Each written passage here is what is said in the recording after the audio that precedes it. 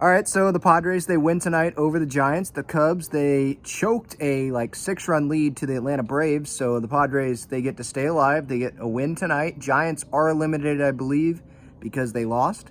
But yeah, the Padres, I mean, Seth Lugo, that was my main takeaway from tonight. Seth Lugo is the most amazing teammate ever because he saw Josh Hader's quotes and he was a little bit worried about Josh, didn't want him to overwork himself.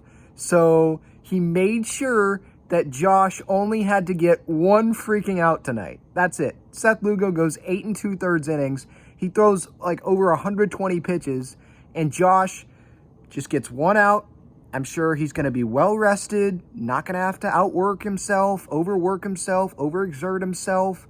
He'll be totally good, hopefully, for tomorrow, or maybe he'll need a week off. Who knows what the heck his workload, how much time off he needs after a certain outing. But yeah, for all seriousness, I mean, Seth Lugo was absolutely tremendous tonight. I mean, pounding the strike zone. I was surprised that he went out there even after 7 innings. He continued to go out there. And then after 8 innings, he goes out there again. And it's like, okay, I mean, he was at over 100 pitches. So I knew he was efficient and he probably felt good. But I was like, they'll probably just give it to Hader for the rest of this night, right? But Seth continued to go out there, and he gave up that 3rd hit on the night, so that made Bomel obviously go to Josh there. But he was efficient, attacking the strike zone. That's what I've noticed from Seth this entire season. And I will definitely admit, and I'll talk about this probably more on the show tomorrow after this Padres-Giants series wraps up. But yeah, I was wrong about Seth. I had question marks about him in the rotation. I thought that he was probably going to be in the bullpen at some point this season. Now, I was also expecting the Padres to be making a playoff push, but that obviously didn't happen. I trusted Nick Martinez more because remember, he was battling for a rotation spot at the beginning of the season. I trusted him more than Seth Lugo to be able to last as a starting pitcher because I had seen him start before. Where with Seth Lugo, the last time he had started was 5 years ago with the Mets. So this is a career high in innings, and I just didn't know if he was going to be able to do it. I know he went on the IL. I think it was with that calf issue.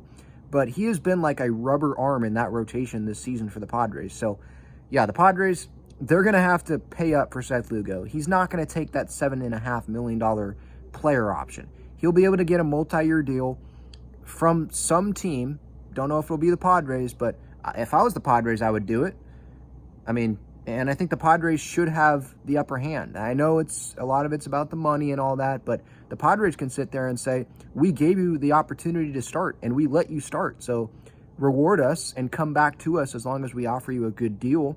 Maybe the Padres get the upper hand there. We'll see. But yeah, I would definitely welcome Seth Lugo back to this Padres team.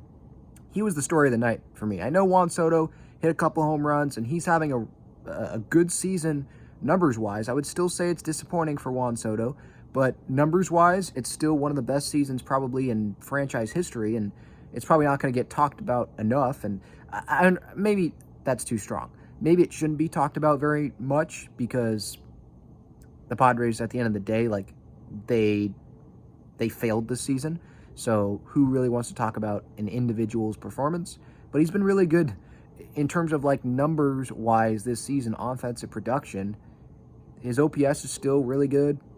I don't know if it's over 1,000. I don't think it's over 1,000, but it's still been good. The home runs, obviously, career high. And some of these are September when they're out of it, so some fans are going to slight him for that. But this is a guy, I mean, again, goes back to the Soto 2024 conversation. I know the lowering the payroll thing, that's a conversation for the offseason, but Juan Soto's a guy I want in this 2024 lineup. For a team that's trying to win, I'm sorry. I need Juan Soto in this lineup. When you have him under control for next year, I want him in this lineup. Try it and see what happens in 2024. I don't think it's going to go worse than this. It can't be worse than this, right? So, good win, Padres. They're still in it technically, mathematically. They're not eliminated yet. Who believes? Not me.